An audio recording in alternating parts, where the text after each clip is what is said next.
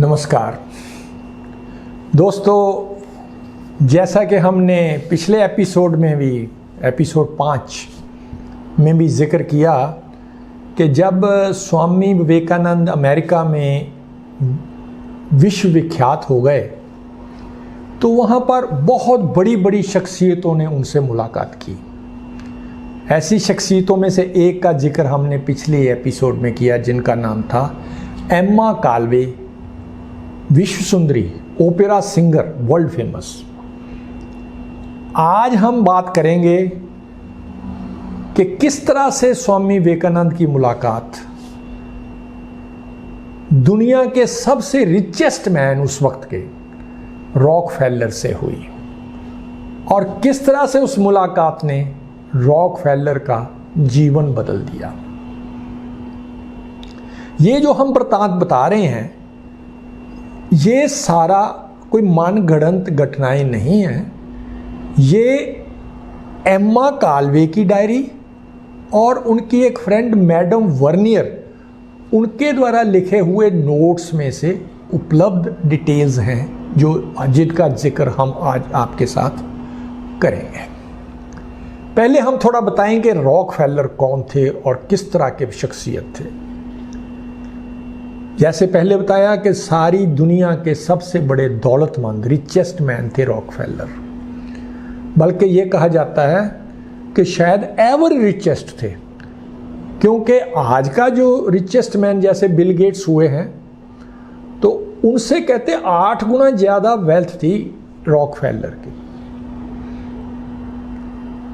ये तो हुई वेल्थ की बात, लेकिन पर्सनैलिटी क्या थी?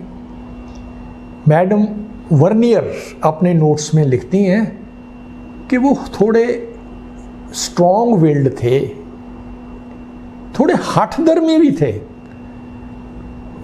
ये भी मशहूर है कि वो कट्टर भी थे, क्रिश्चियन थे, और क्रिश्चियन होना बहुत अच्छी बात है, लेकिन कट्टर थे, अहंकारी थे, घमंडी थे, अहम भाव था उनमें। और सबसे बड़ी बात, इतने दौलतमंद होने के बावजूद कंजूस थे। रॉकफेलर ने भी सुन ली वो प्रसिद्धि जिसकी जो ऐसे स्वामी विवेकानंद की अमेरिका में फैल रही थी। रॉकफेलर को उनके किसी दोस्तों ने कहा कि आप भी उनसे मिलिए, मुलाकात करिए। बहुत अद्भुत और अनूठी शख्सियत है विवेकानंद की, आप भी उनसे मिलिए। रॉकफेलर ने पहले तो इनकार कर दिया, कहते मैं नहीं इस चक्कर में पड़ूंगा। फिर पता नहीं क्या हुआ, मैडम वर्नियर कहते हैं पता नहीं क्या हुआ, अचानक एक इंपल्स से उन्होंने फैसला किया कि मिल के आते हैं। उस घर में चले गए जिस घर में विवेकानंद रुके हुए थे। विवेकानंद उनकी स्टडी में बैठे, अपनी पुस्तक की तरफ ध्यान था उनका, ध्यान में लगे हुए थे। पूरी शांति थी कमरे में।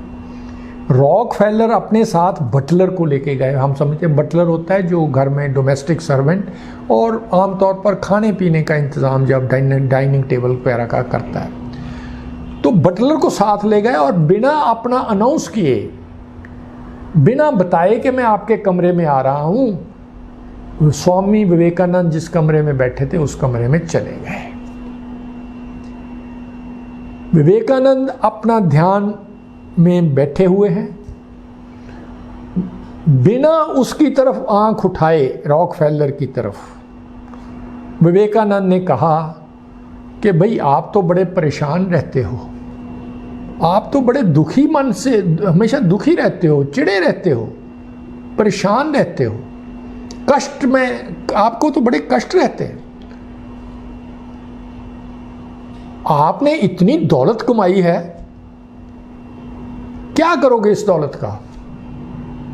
और बोल दिया only that money belongs to you which you spend for the welfare of others. अगर ज़िंदगी में आनंद लेना चाहते हो तो अपनी इतनी बड़ी दौलत है, इस दौलत में जितना ज़्यादा आप लोगों की भलाई के लिए खर्च कर सकते हो कर दो। Only he lives who lives for others. वही जीवित है जो दूसरों के भलाई के लिए जीते हैं। ऐसा कहकर विवेकानंद तो चुप हो गए, लेकिन रॉकफेलर जल गए, बहुत क्रोधित हुए, गुस्से में हुए, इरिटेट हो गए कि ये 30 वर्ष का छोकरा, इसने मेरे कोई कटसी नहीं दिखाई और मुझको सीधा उपदेश दे दिया कि भाई तू दान कर दे। बड़े गुस्से से, क्रोध से नाराज होकर रॉकफेलर उस कमरे से चले गए और जाते हुए कहते हैं दरवाज़ा भी उन्होंने बड़े ज़ोर से बंद किया। आगे लिखा जाता है कि चले तो गए रॉकफेलर, लेकिन स्वामी विवेकानंद की महान शख्सियत अपना प्रभाव छोड़ चुकी थी। वो विचार और उनका चेहरा, चमकता चेहरा, दमकता चेहरा बार बार रॉकफेलर के मन को कसोटता जा रहा था, उनके दृष्टि को दिखाई दे रहा था। एक हफ्ते बाद रॉकफेलर फिर वापस आ रहे हैं विवेकानंद को मिलने। इस बार घमंड काफ़ी टूट चुका है, अहंकार काफ़ी छूट चुका है और काफ़ी विनम्रता है। विवेकानंद के पास आते हैं, उसी टेबल पर पड़ा हुआ एक पेपर, छोटा पर्ची उठाते हैं और उस पर लिख देते हैं कि तुम्हारे कहने पर, ओ बॉय, तुम्हारे कहने पर मैंने कुछ राशि दान देने का, लोगों की भलाई करने का फैसला किया है। और वो कुछ राशि कहते काफ़ी बड़ी राशि थी, ऐसा कहा जाता है 1000 करोड़ डॉलर दान किया उसने। अब तो तू मुझको धन्यवाद कह अपने मुंह से, ओ बॉय नाउ से थैंक यू टू मी, कि तुम्हारे कहने पर मैंने ये इतना बड़ा काम कर दिया। तो विवेकानंद कहते हैं उन्होंने उसी पर्ची पर ये लिख दिया कि आपको मेरा धन्यवाद करना चाहिए, क्योंकि मैंने I have help you help others and only he lives who lives for others.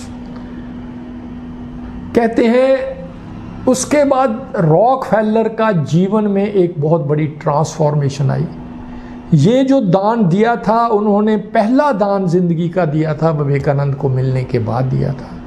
उसके बाद दान पे दान देते गए और वो महाकंजूस से महादानी बन गए और शायद मॉडर्न विश्व इतिहास की वो सबसे बड़े दानी हैं। आज रॉकफेलर फाउंडेशन बनी हुई है न्यूयॉर्क में, उसकी कितने गगनचुंबी इमारत बनी हुई जो सब उनके दान से बनी है, जिसमें विश्व भर के मेरिट के टैलेंटेड बच्चों की पढ़ाई और स्कॉलरशिप का इंतज़ाम होता है। कहते बिल क्लिंटन ने भी वहीं से स्कॉलरशिप लेकर पढ़ाई जारी की थी।